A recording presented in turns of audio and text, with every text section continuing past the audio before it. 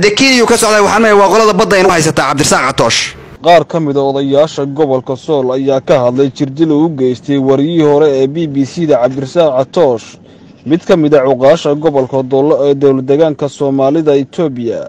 odayaashan ayaa ugu baaqay madaxweynaha dowlad deegaanka Soomaalida Itoobiya in si degdeg ah loo soo xiro wariyahan oo dhibaato u geystay Caaqil Faarax Maxamed Cali Maahir oo imika lagu dabiibayo mid ka mid ah isbitaalada waaweyn ee magaalada Jigjiga waxaan halkan ka direynaa baaq aan ku cambaaraynayno dhacdo maanta ka dhacday Jigjiga oo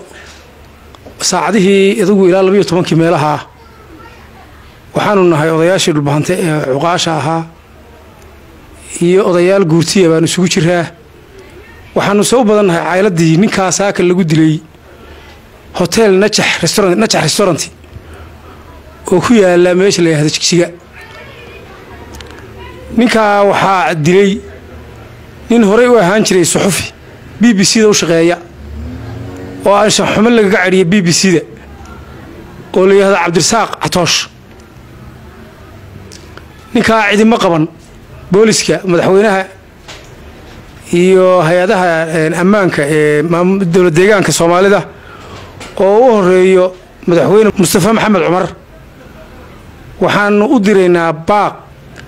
ninkii dilay lama qaban isagoo kooma ku jira buu hadda yaala cusbitaalka dadku waa isdhexdegaa meel walba faamilkiisu dadku ma kala qarsoona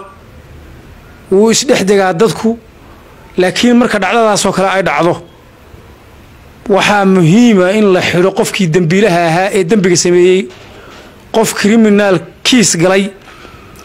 oo isagu Jigjiga xor u maray qofkii uu dilay dhaawac ku yaala magaalada waa arin aanan ka filayn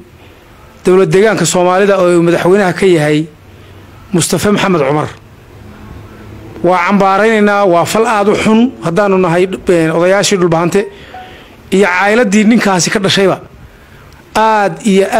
baan u cambaaraynayna waxaanu codsanaynaa in la qabto ninkaa oo cadaaladda la hor keeno waxa si labeeya ninkaasi wuxuu ka tirsan yahay baarlamaanka dowlad deegaanka Soomaalida ee heer degmo waxa laga soo doortay degmada Booq wali ma arag ama hadeemaan arag nin isagu leh xasaanad oo hadii abayd maayo nin deegaankaasi oo nin sicibihi intuu gacanta la galay dilay haddana si xorriyada suuqa u jooga anagu waxa dadku aaminsan yahay oo hadaanu beesha dhulbahantanahay aaminsanahay Jigjiga in maamul dawladeed oo uu ka jiro cadaaladii arinta waanu ku argagaxnay waxaanu mar labaad iyo mar saddexaad baaq u direynaa in Cabdirasaaq Catoosh oo BBC-da u shaqeyn jiray la qabto ninka uu dilayna waxa la yiraahdaa Caaqil Faarax Maxamed Cali Maahir oo laga soo doorto Booq degmada Booq oo loo geystay xildhibaan heer deegaan ah heer degma ah oo laga soo doorto degmada Booq oo ah haddana caaqil oo loogu gacan qaaday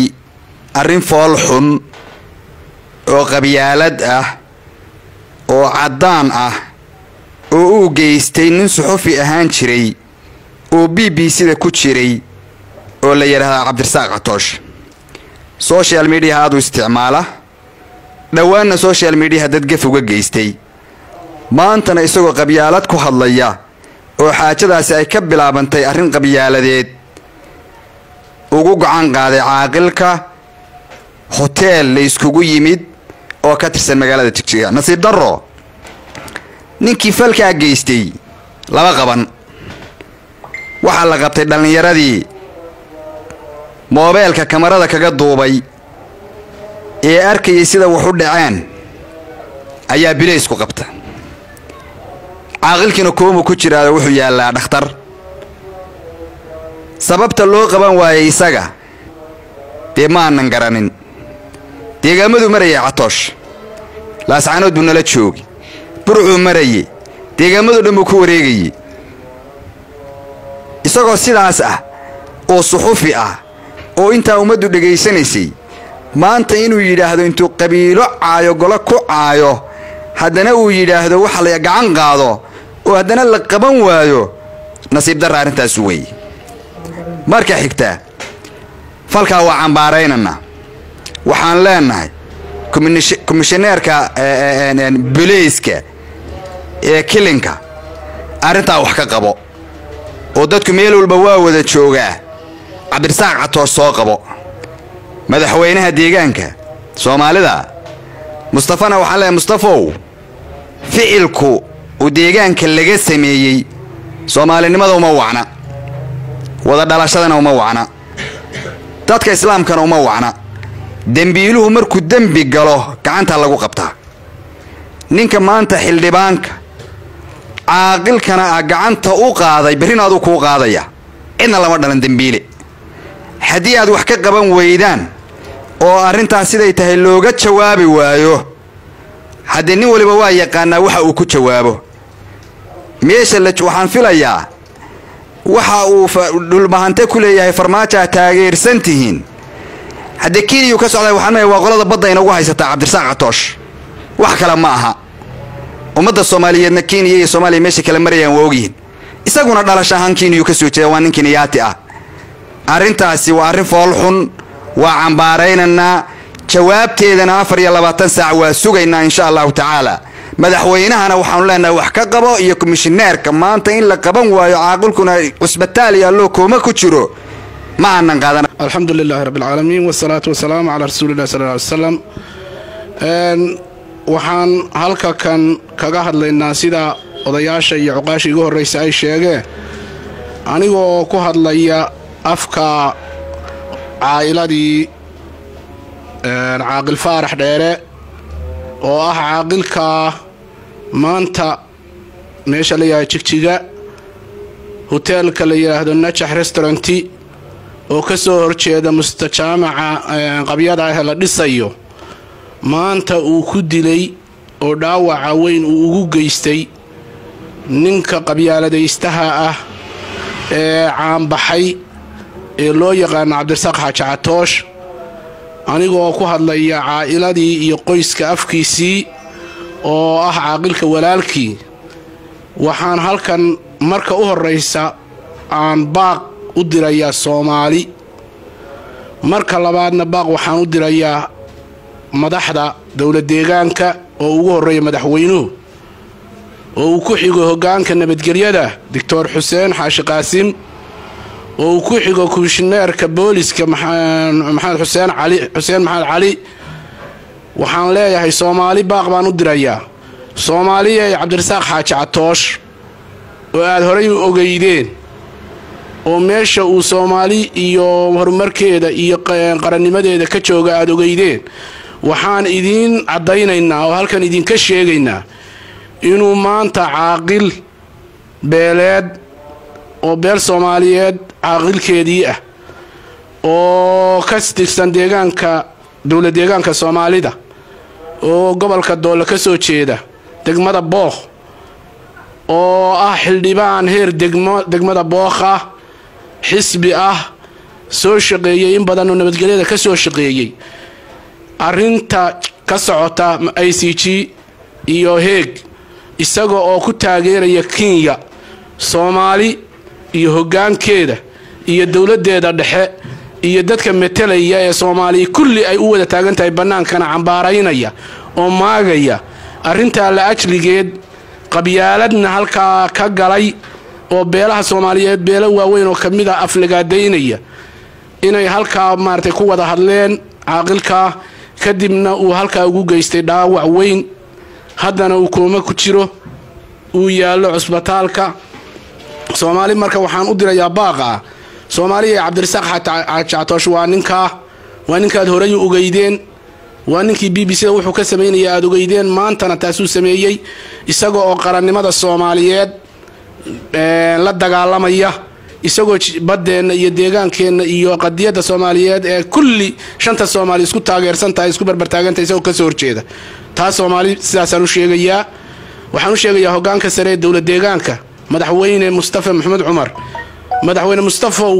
adigana qoraaladaadii iyo halgankaaga Soomaali ugu jirto iyo taageeradaada waa la hayaa Cabdirasaaq Catooshna maanta cagahaaga wuxuu ku laayay muwaadiniin Soomaaliyeed isagoo oo taageeraya waxa la yiraahdo Soomaali diidka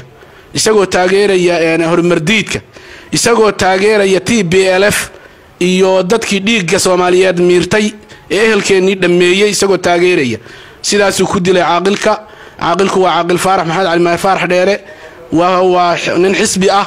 waa nin xildhibaan heer degmo ah waa nin waxgaradka iyo aqoonta gobolka Doolla ah waxaan kaloo la hadlayaa hoggaanka nabadgelyada Dr. Xuseen Xaashi Qaasim Dr. waxaan ku leeyahay ninka la soo qabto hala soo xidho cadaaladda hal hor keeno waxaan leeyahay komishineerka booliska komishineer Xuseen Maxamed Cali waxaan leeyahay ninka soo qabo cadaaladda horkeen intaasaana deeqda ehelkii iyo qoyskii iyo qaraabadii iyo waxgaradka iyo cuqaasha beesha deeqda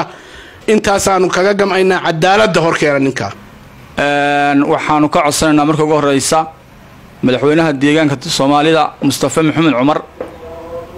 inuu ninka soo qabto cadaaladda mariyo waa ognahay madaxweynaha deegaanka Soomaalida waa nin Soomaaliyeed shalay saxaafadu ka hadlayay wuxuu taageeray Soomaaliya iyo badeeda isaguna maanta ninka caaqilka wuxuu ku dilay madaxweynaha Soomaaliya maxaad u taageeraysaa maxaad badda Soomaaliya u difaacaysaa arintaasu ninkaasi waa nin u shaqeeya shisheeye dadka Soomaaliyeed sida ogaadaan ma rabnaa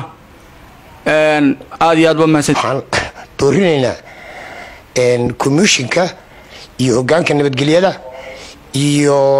hoggaanka maxkamadaha cadaaladda ee dowlad deegaanka Soomaaliyeed arinta inay wax ka qabtaan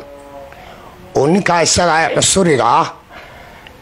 meel kasta ee dowladda Soomaaliyeed oo maanta hogaaminayo Maxamed